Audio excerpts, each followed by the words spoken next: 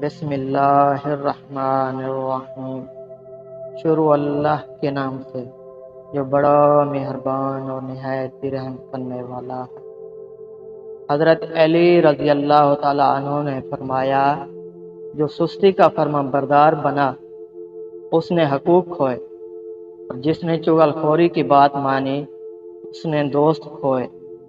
جب اختیارات زیادہ ہو جائیں تو خواہشات کم ہو جانی چاہیے۔ بہترین عمل وہ ہے جس پر تم اپنے نفس کو مجبور کر دو۔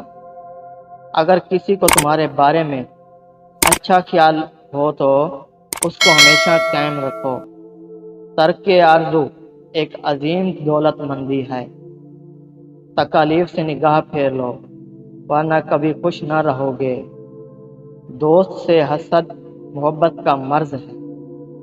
شریف و کریم کی علامت یہ ہے کہ وہ معلوم خطاؤں کو نظر انداز کر دے۔